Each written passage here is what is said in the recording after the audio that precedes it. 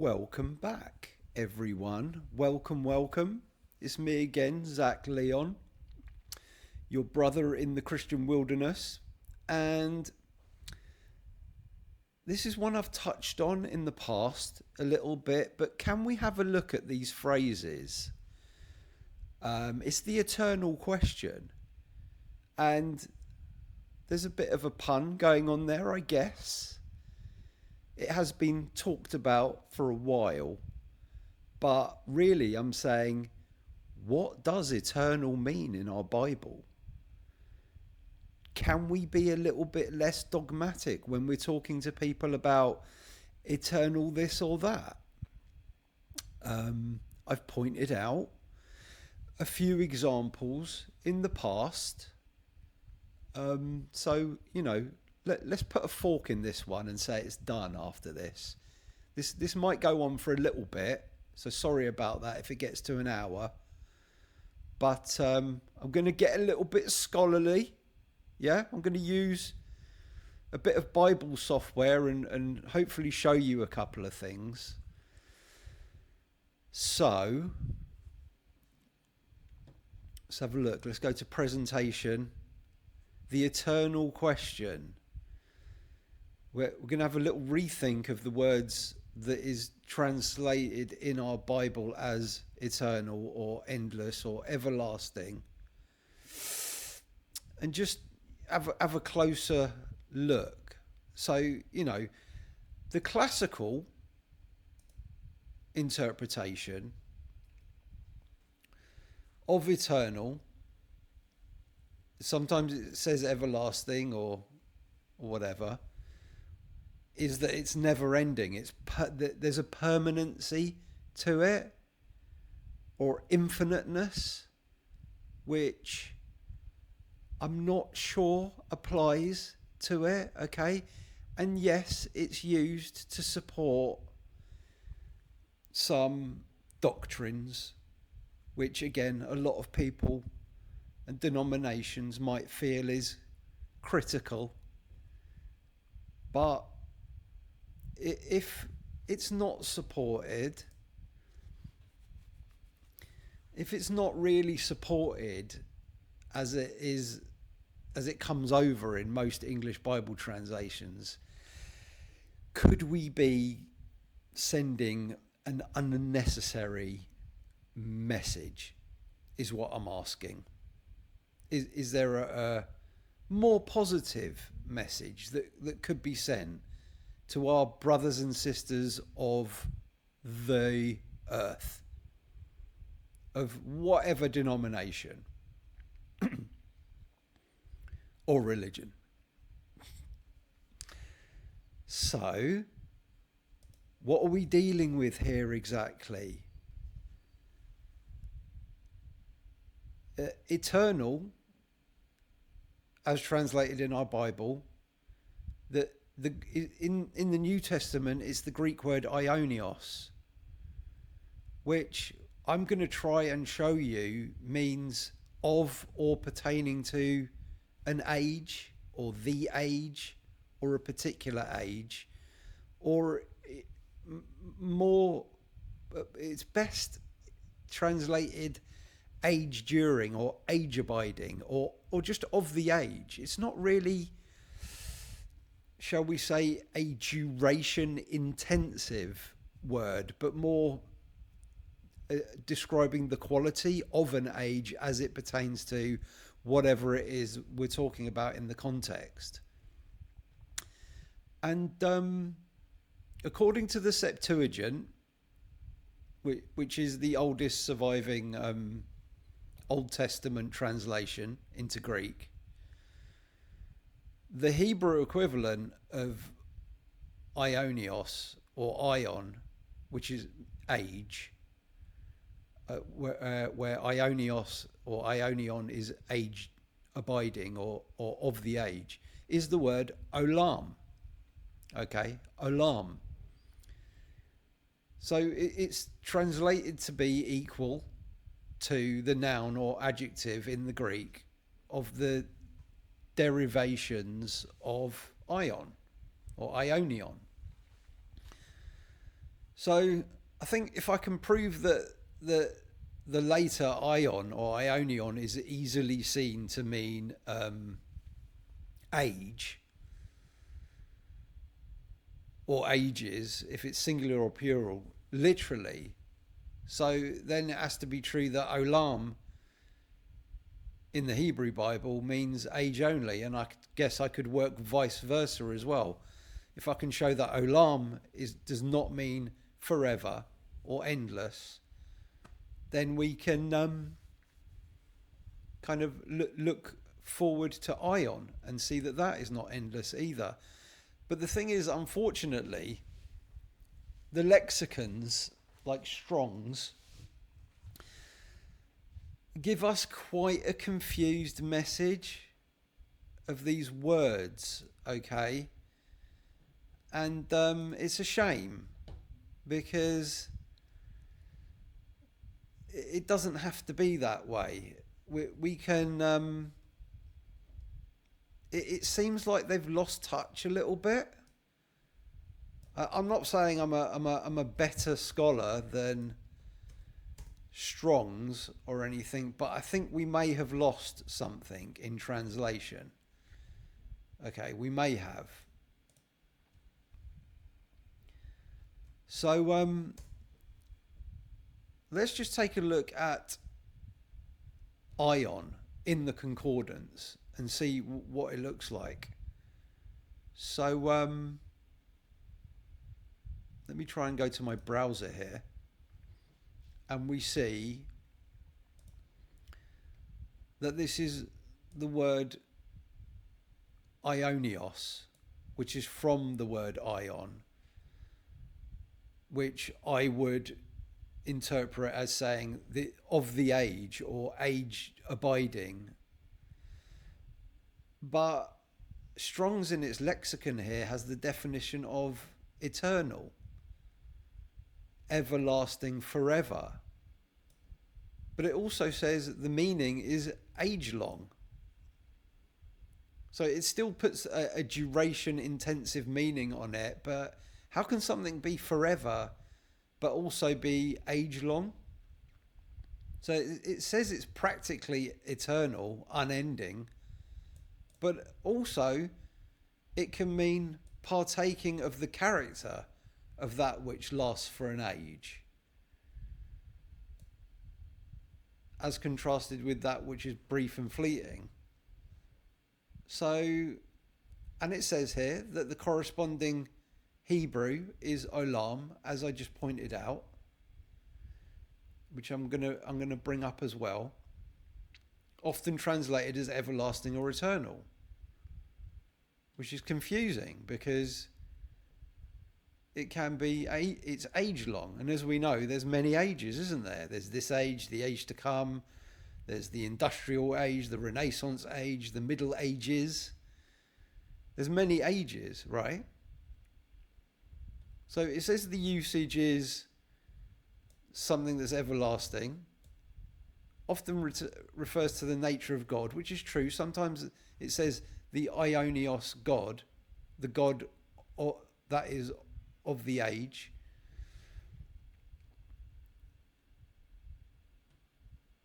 And but if we go down here, Ionios, this is the Helps Word Studies. I'm not sure what that is, but it's included in this Strong's Lexicon entry on Bible Hub. And it says that it's an adjective derived from ion, which is an age having a particular character and quality. So properly age-like. So it's an age characteristic. The quality describing a particular age. Okay. Then it goes on here. And it says 166, Ionios, does not focus on the future per se, but rather on the quality of the age it relates to. Thus the believers live in eternal life. or life of the age. So yeah, it's a life which spans the age, but eternal life, in that sense, is referring to that quality of that life which lasts for an age, if you know what I mean. So the focus is not on the duration, is what I'm trying to say there. The focus is not on the duration.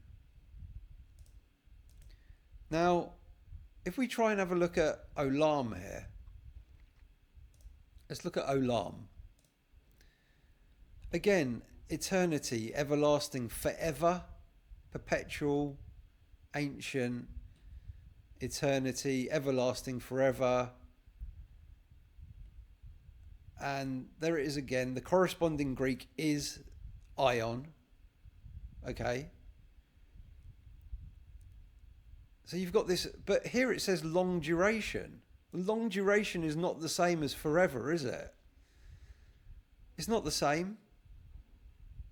So I think we need to have a bit of a closer look at this and have a look at a few examples, right? Because it's confusing, and even the English word eternal is a bit ambiguous, because if we look at the Cambridge Dictionary definition, eternal here is lasting forever or for a very long time. You know? It can't be both. Not really. I mean, you're conveying two very, not very different, but they're different. They're significantly different ideas there. I mean, one's forever and ever, and the other one's a long time, which can be, subjective, can't it? Very subjective. So let's dive in a little bit more, and we'll go back to our presentation, and let's have a look at olam a little bit.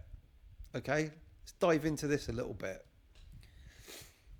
So this is Deuteronomy 15:17, and it says,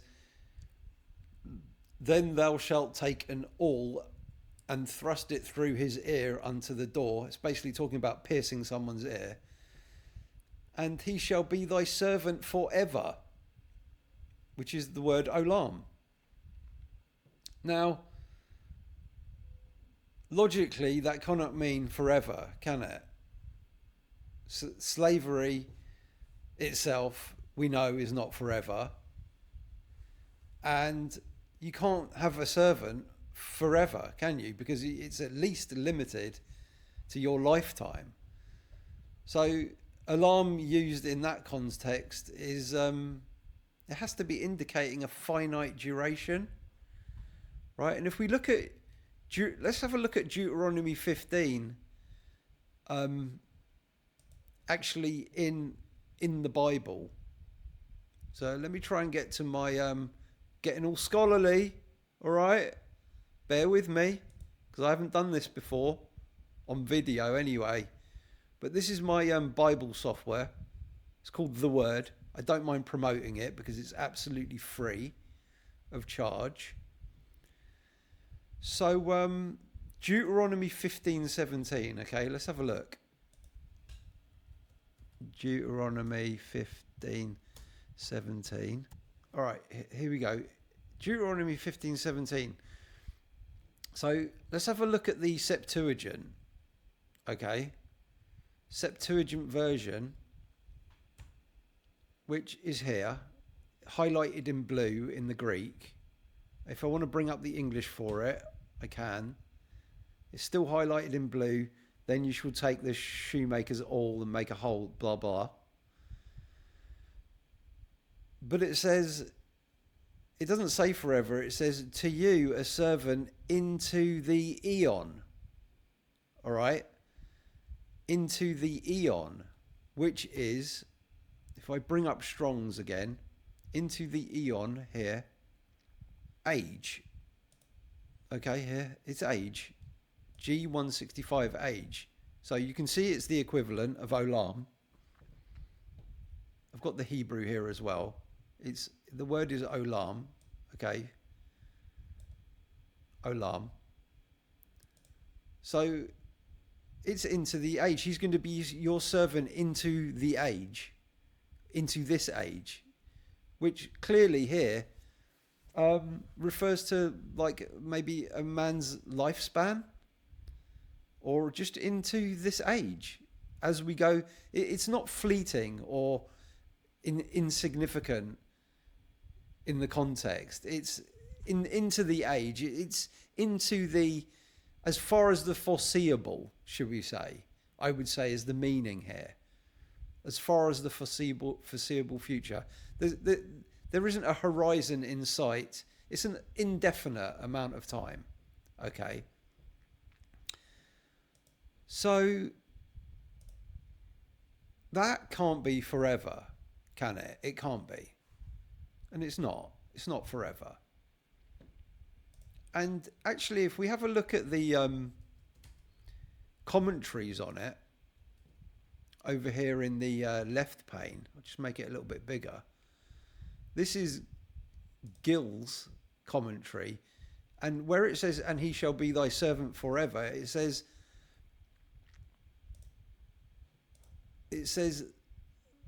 that is unto the Jubilee, right?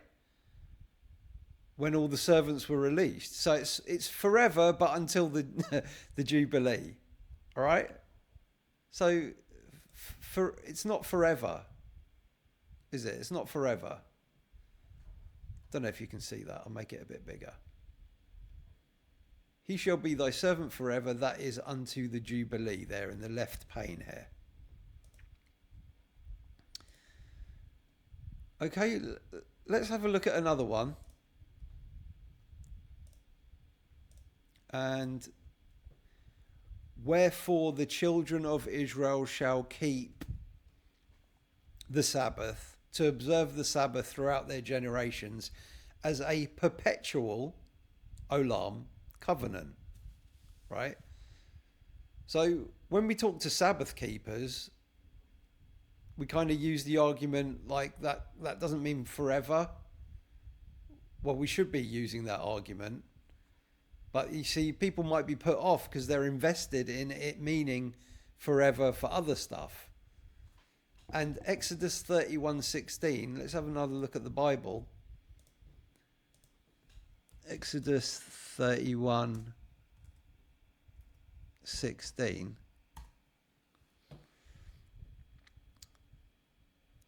The Sabbath to observe. Here, I'll make this bigger so we can see. Sabbath to observe them unto their generations. A covenant it is.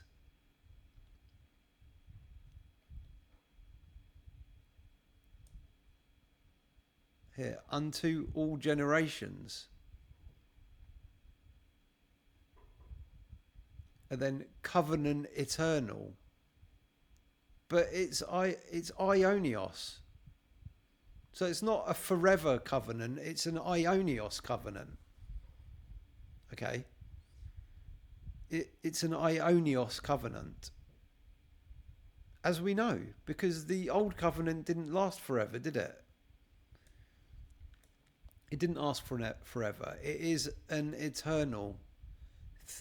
And then it qualifies it in the previous verse, to observe them unto their generations, but as an aionios, there's the word there, aionios. See, even in Strong's, they keep getting it wrong. They put perpetual.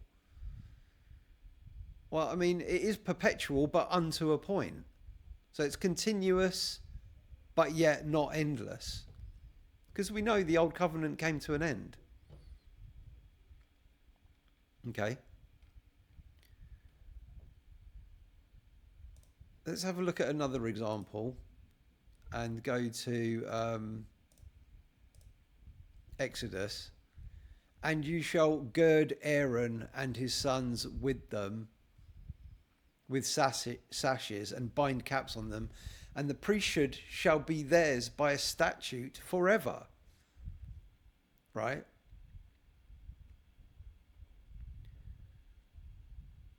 Now, is the Aaronic priesthood a statute forever? I mean, we've got to say no if we're Christians. If we look at, let's just check that out in the Septuagint again, Exodus 29:9. Exodus 29:9. And you shall tie around them the belts, and shall put on them the turbans, and it shall be with them a priesthood to me into the eon, into the age there. So it's not forever. It's as we move into the age, it's a statute for you.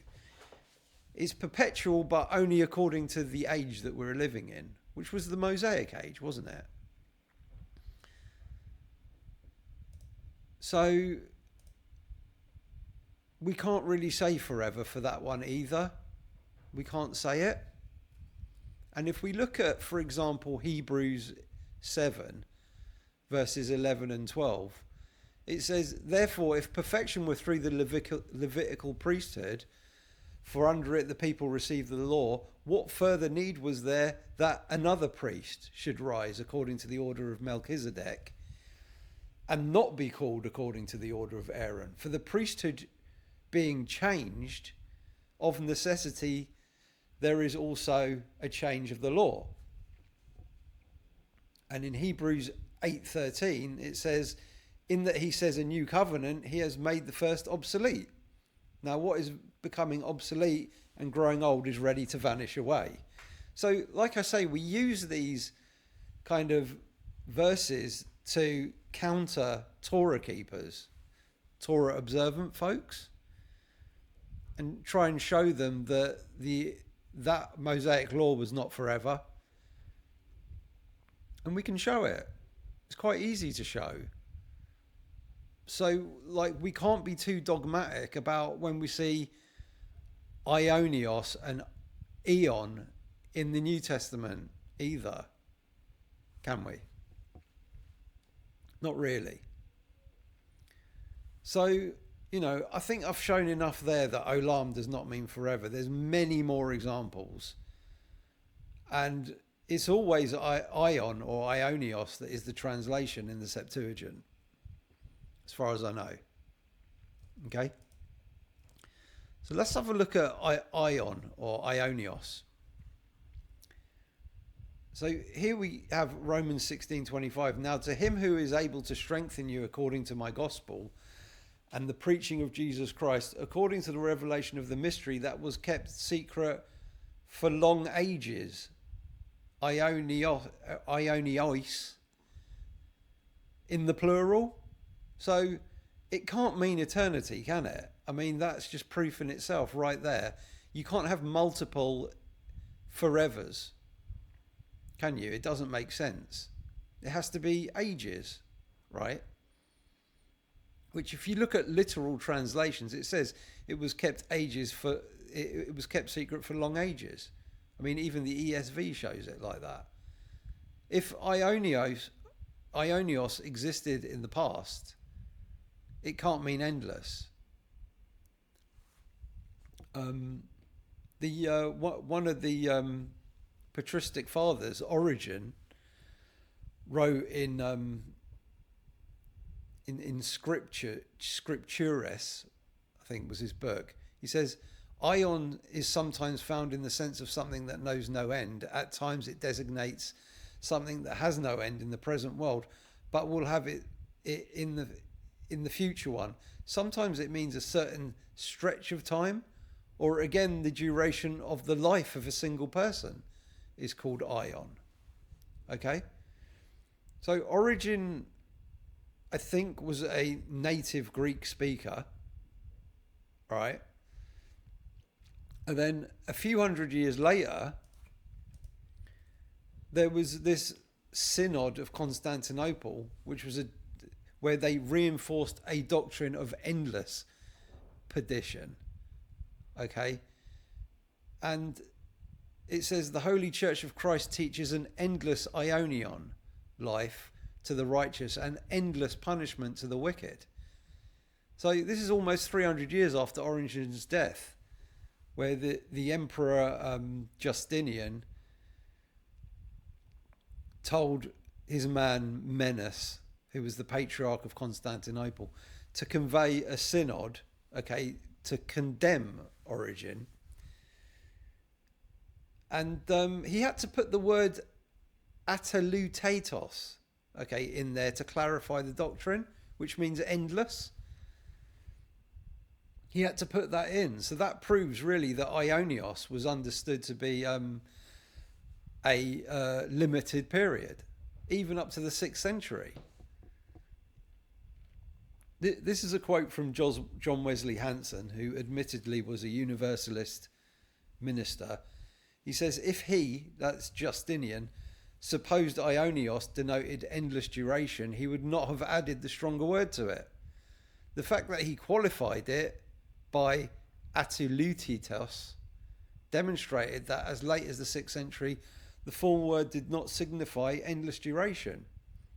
So we have a witness there in history that it had to be clarified with biblical phrases, or with phrases that are extra biblical, because nowhere in the Bible does it say that Ionios is atelutitos, endless, in regards to punishment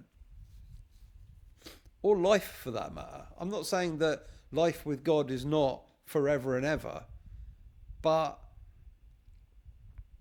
the Bible's not focused on conveying that particular message in the verses that I'm discussing, or it could be argued anywhere in the Bible, really. Now, in the very next verse after that, the Bible does say and have this phrase, the age-abiding God. Okay.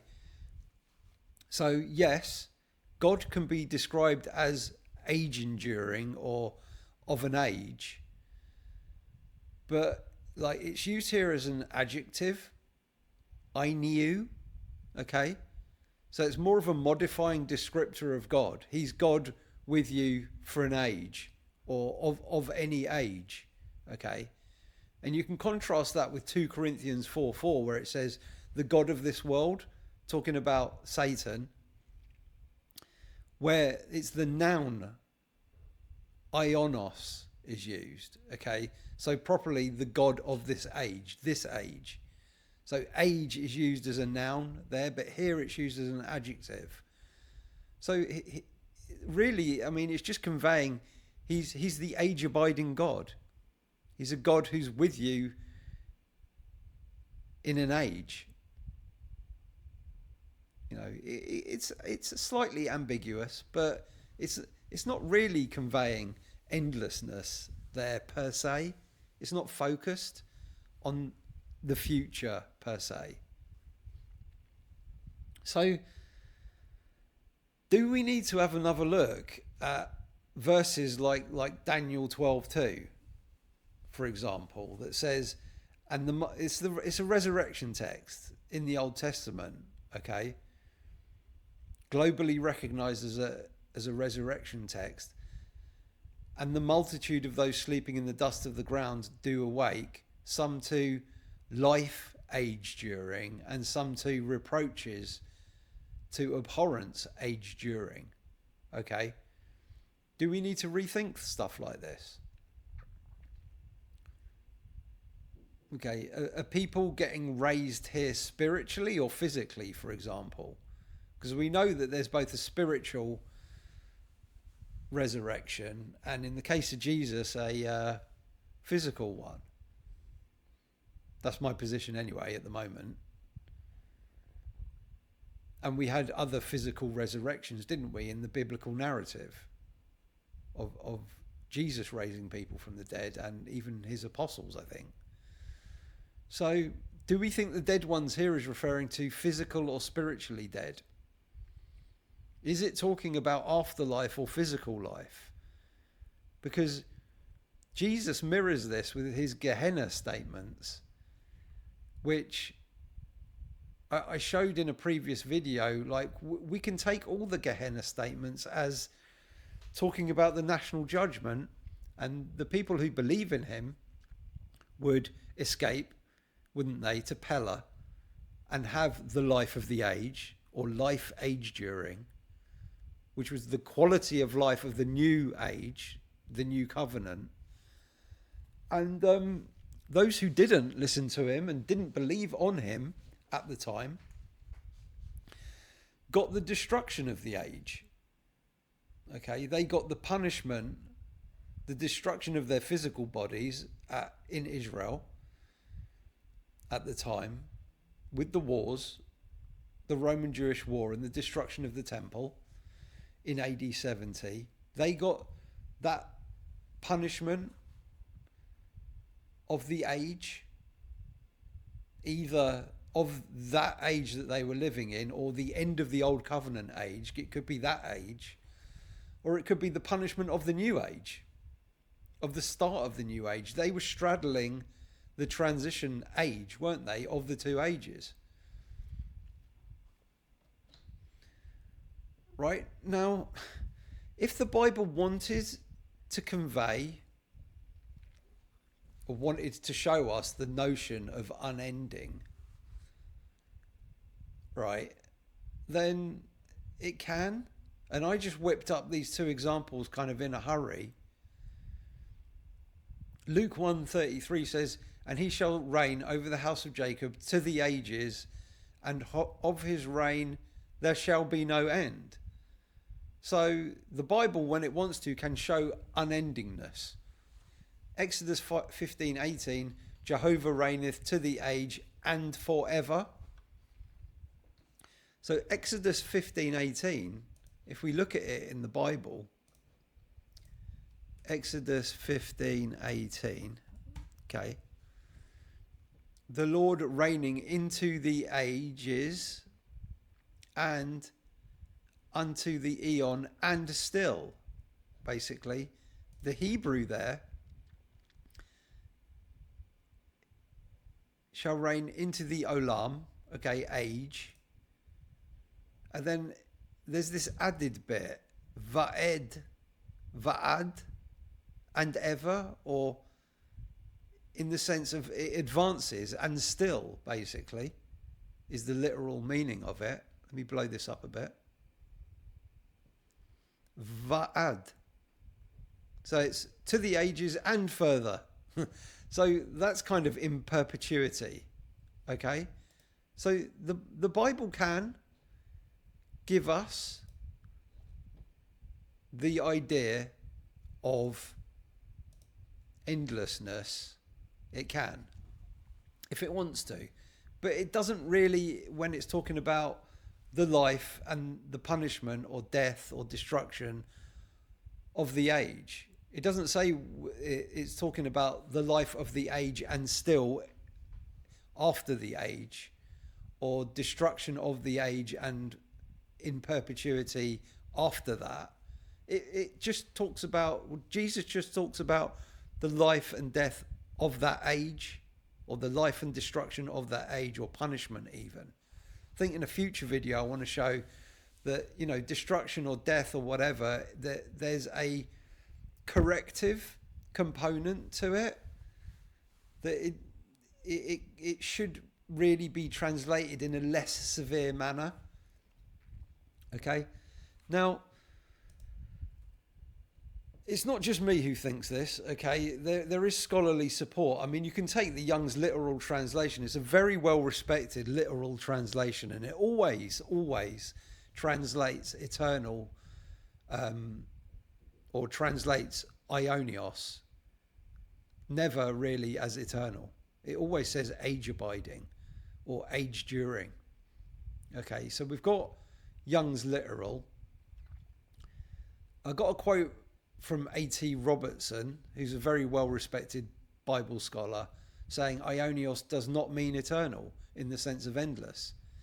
You've got Rotherham's literal emphasized Bible, which is a recognized Bible translation, And then David Bentley Hart, okay, who again I admit is a universalist,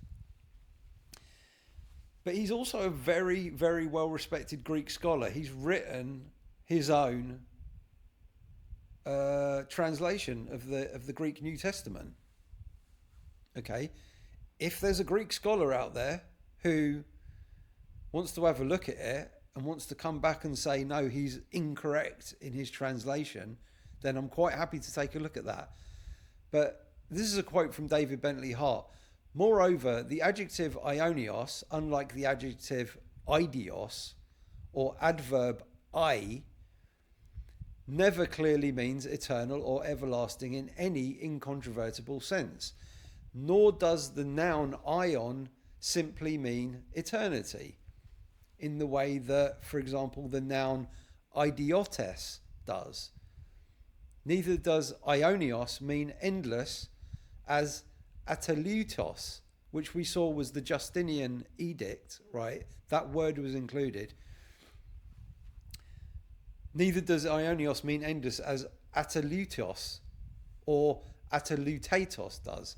And in fact, there are enough instances in the New Testament where the adjective or the noun obviously does not mean eternal, which I've shown you, or eternity, that it seems to me unwise simply to presume such meanings in any instances at all. Okay? So, look, I don't want this to go on forever. So I have rattled through pretty quickly, but I hope that what I've given you is enough to convince you to have a look maybe at maybe just not being so dogmatic when we're sharing the good news, which should be good news, shouldn't it? And what better news is there than that everyone has this connection with God? Everyone. Children, people who may have, young people who may have been taken from us early, who didn't get the opportunities, people who had a very hard life, people who grew up in other cultures, etc. I've given you examples before where, you know, it doesn't align with God's character that some people are in the club due to their diligent hard work, studying the Bible or IQ or whatever, and other people who weren't as blessed don't get in. And meanwhile, we've got Christians calling each other heretics all the time.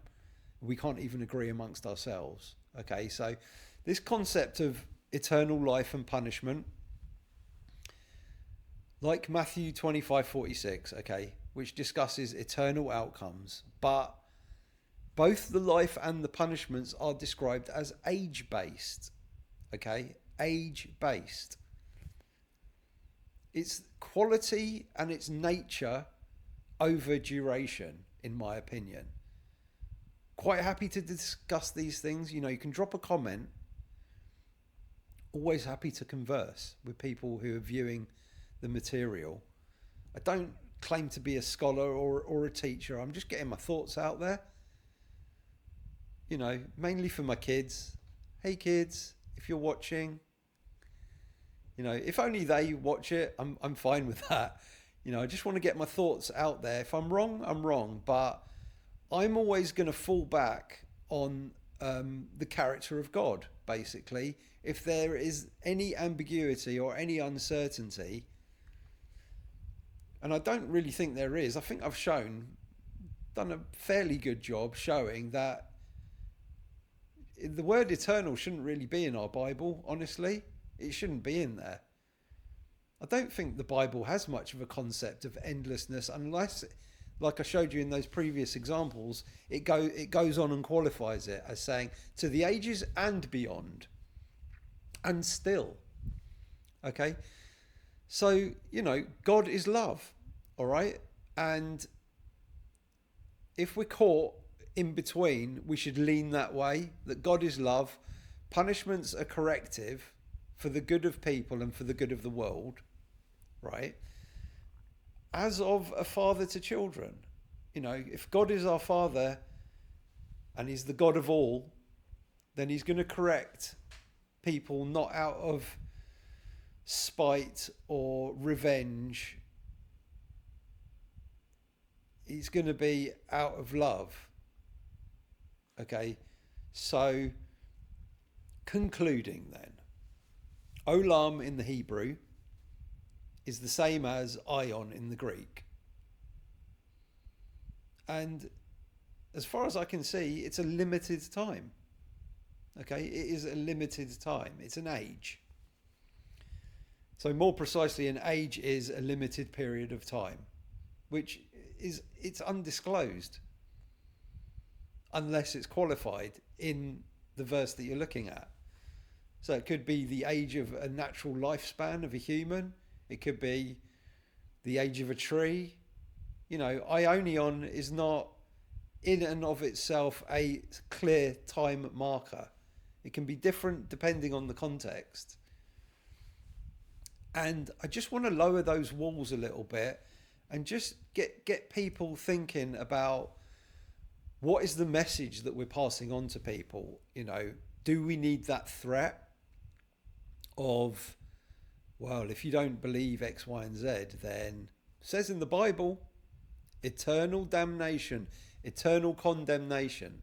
Now, number one, is that what do we need to take audience relevance into account, and are we thinking about who is that referring to, and what destruction and what life is it talking about in the context, i.e. Gehenna, Jesus' statements. And number two, you know, there is no eternal, there is no forever and ever in those contexts of punishments, etc. It's age during, and that doesn't really talk to the duration. It's just talking about the destruction of the age, which in the first century context, as we know, that was the Roman Jewish War in 70 AD, as I've pointed out in other videos. Okay, that is me for today. Just wanted to put a nail in that one, because I still see a lot on the forums that I frequent about, and it's always the first verse that people pull out is, look, eternal damnation, eternal destruction. But when you take an understanding like this, there's not much left, honestly, to say to anyone. God chucks out or annihilates or burns in hell forever people who don't do or believe X, Y, Z. There's not much left after that. So I'd encourage you to have a closer look, and maybe we can have a more inclusive understanding when we're discussing these things with other people, so that we can tell them, you know, that the Bible's not definitive on what happens to you just because you don't believe the same things as me. Well, I can actually say that I think it is definitive, and that everyone's connected to the source, which is God, and God is going to get exactly what He wills. You know, He's going to get exactly what He wants. And what He wants is everyone who has ever lived or ever will live to partake of His divine nature and be part of this network that is abides through the ages, and yet still after that, which is God, which is love. Okay, people, peace, and I will see you in the next one.